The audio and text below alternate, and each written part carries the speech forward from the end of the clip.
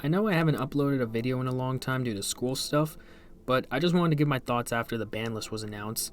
I was surprised that one card didn't get hit, but it happened in the OCG, and that was the banning of Hot Red Dragon Archfiend King Calamity.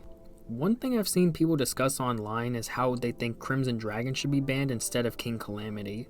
And I'll be honest here, I don't think that's a good idea. I feel like banning the Crimson Dragon won't solve the problem that we're dealing with King Calamity, and in this video I'll be explaining why.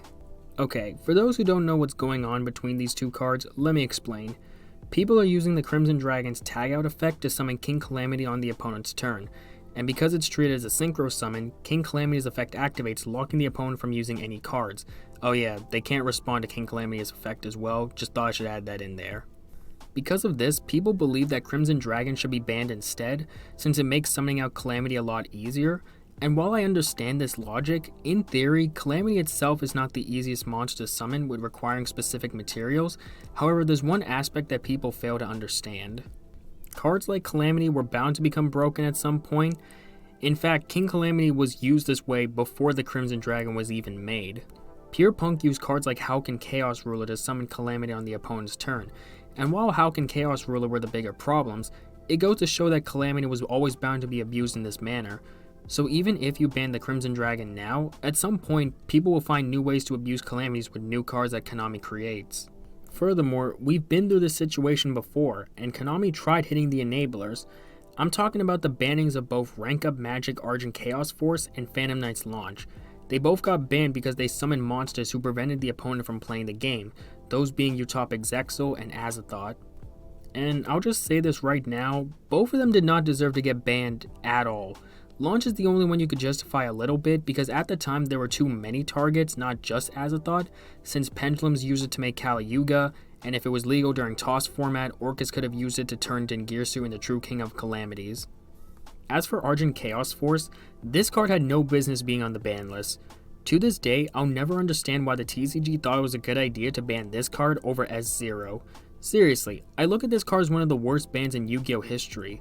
You can't really justify it as everyone thought Utopic Zexal would get banned, but instead they go after this card. Like, why? Why not just ban Utopic Zexal at the time? Anyways, I'm getting off topic. I will say, while banning these two cards solved the problem in the moment, guess what ended up happening? Almost all the cards that were summoned off these two cards became a problem in the future.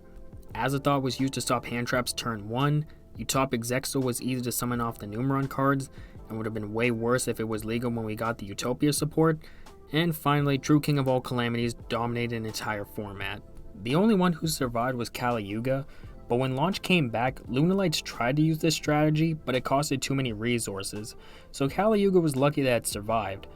Also, there's one more card that literally does the same thing as King Calamity, and that's Elemental Hero Cosmo Neos. I'll just say this right now, one day, if a new card can summon Kali Yuga or Cosmo Neos on the opponent's turn, they will get banned. It's not a matter of if, but when, so don't be surprised when it happens. Anyways, you see the point I'm making here, banning the enabler in this situation won't solve the long-term problem. The game is better off banning cards like these, and to be honest, despite how much crap we gave Konami, I think they learned their lesson, because after 2020, they kind of stopped making cards like this. Since most of them were banned in 2020 or 2021, they stopped making these types of monsters after Protos and Ishathos and Eternity Code because that's when these cards would become a problem themselves.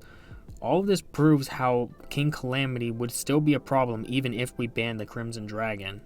Now, one counter argument I see people saying is something like, what's stopping the Crimson Dragon from being broken without Calamity?